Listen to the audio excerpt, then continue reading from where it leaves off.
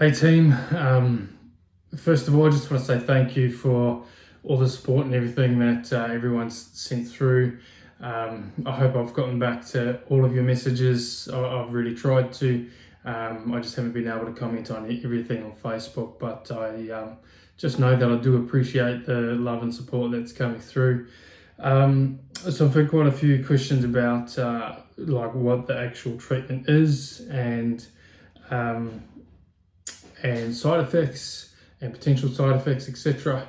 So I'll try and keep it quick. There's actually quite a lot. There's actually 24 different medications on this protocol.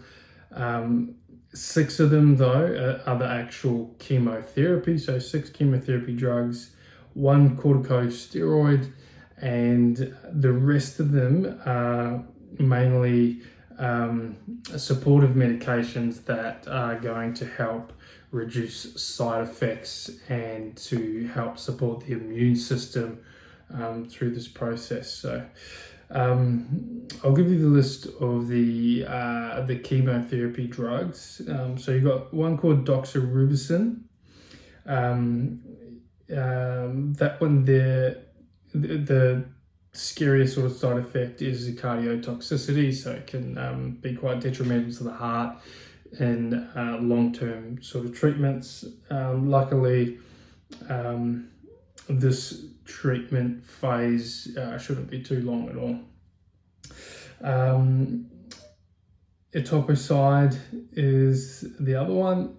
So the main ones with this one is you got to watch out for low blood cell counts.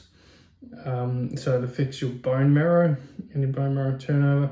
The other one, cyclophosphamide. I think I said that correctly. Who knows?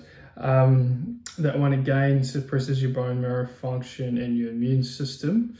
And you can get, there's a risk of secondary cancers, but bladder toxicity is quite a big one with this one. So when they're actually administering it,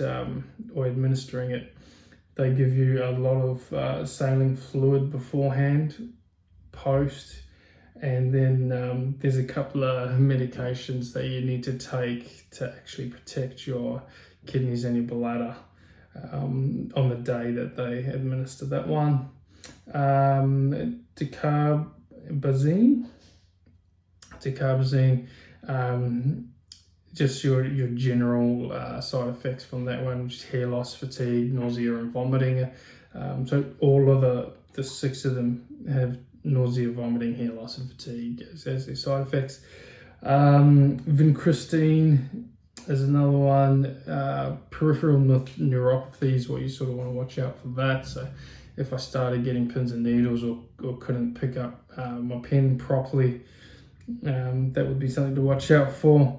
And bleomycin, lung toxicity, and sort of skin reactions and fevers.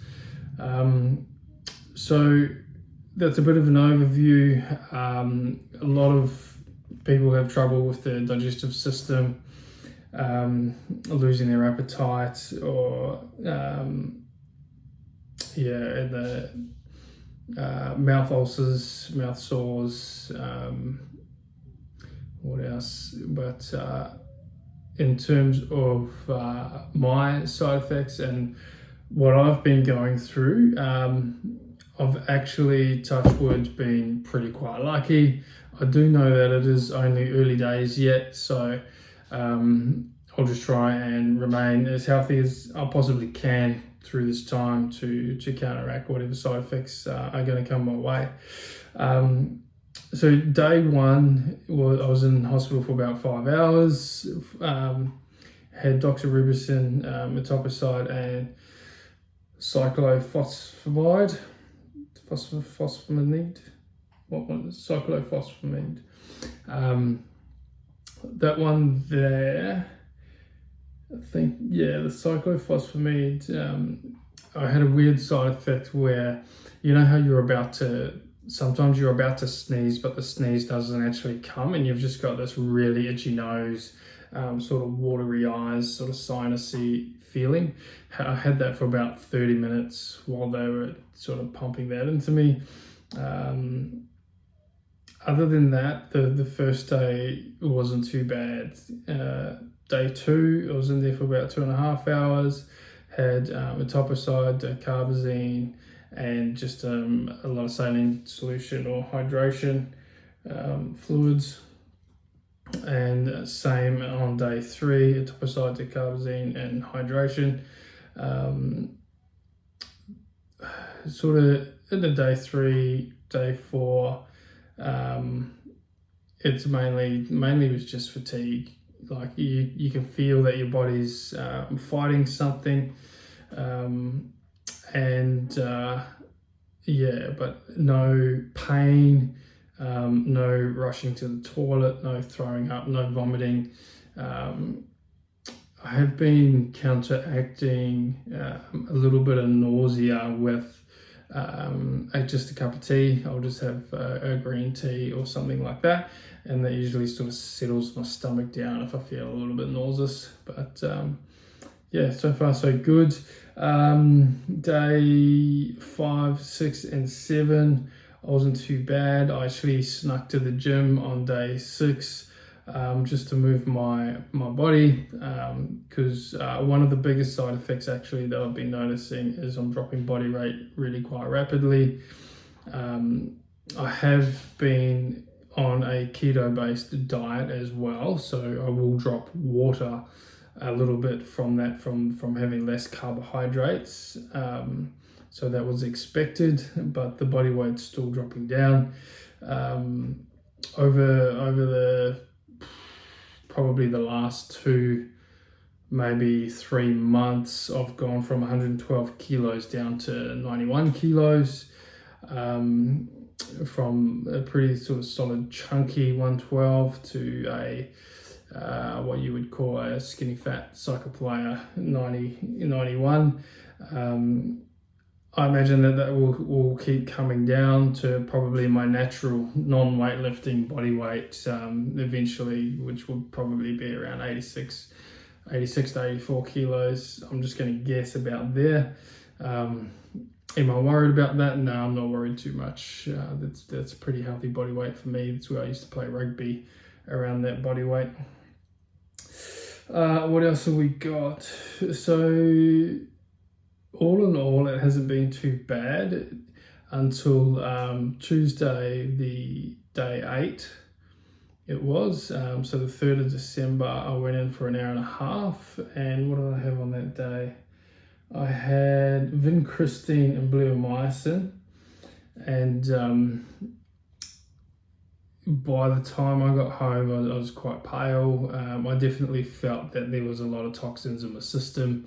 Whether that was a mental thing or whatever, I don't know. But it didn't feel good. It felt like I was full up to my eyeballs with toxins. It was more of like an agitation type feeling, hot from the inside out. I didn't have the sweats like a fever. It was just sort of like a warm burning sort of sensation. I tried to do some meditation and some sound healing, and I just couldn't relax or get into a sort of comfortable, relaxed state. But look, it's nothing that was, I wouldn't say it was worse than COVID or anything like that at this stage. The main thing's really just the fatigue and running out of gas. What else? So that continued on to day 9, pretty fatigued and quite sore internally in terms of just feeling toxic and not feeling very good. Day 10, 11, and 12 hasn't been too bad. I just want to touch on, I did some energy healing with a very good old friend of mine, Rachel, who's really awesome. If anyone's interested in energy healing, I'm happily able to connect you guys and girls. What else?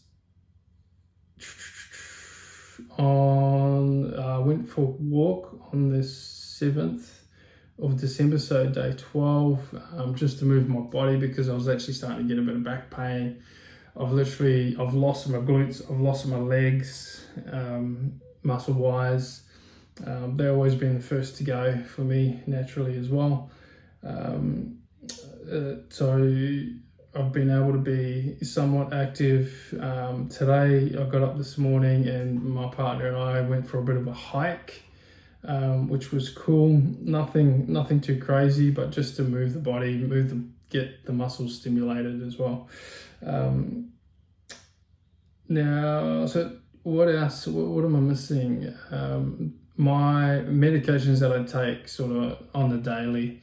I've got, I don't even know if I could say them properly. Cipro, Loxacin. Basically, I only take it twice a day. It's a broad spectrum antibiotic, and the main reason for that is to help keep bacteria away because my immune system is really quite low at the moment. I take allopurinol as well, which is actually a gout medication. The reason for taking that is to lower the uric acid levels in the body. Why? Because there's lots of toxins and uric acid being released from the breakdown of hopefully the breakdown of these cancer cells and the free radicals in the body. So that's just helping to keep the uric acid levels lower so it can support the kidneys and your body can pass everything through. I take prednisolone, which is the corticosteroid. This is actually one that I'm having quite a few sort of side effects from. This one is it ramps up your cortisol level really, really high, but it does help somehow. It helps reduce inflammation in the body, and it's paired with this protocol because it works really well with lymphoma. But it also wakes me up at about 1 a.m. in the morning and I'm bang, wide awake. So I do have some temazepam as well that I will take as needed. So far I only need to take about half a tablet and then I'm back to sleep and I'm okay. Last night I actually got up for about an hour or two and just did some writing, actually, some journaling, and then took some magnesium, took a whole temazepam, and then went back to sleep. Sulfur, methoxyzolone, and trimethoprim. Those are broad spectrum antibiotics as well. Take them on a Monday, Wednesday, and a Friday. And metoclopramide as needed. So that one's just a anti-nausea medication as needed. Touch wood, I haven't had to take that as well. I've also got painkillers and touch wood, I haven't had to take any of those either. So that's about it in terms of treatment and where we're sitting symptomatic wise. I think the biggest problem that I'm dealing with is mainly just fatigue.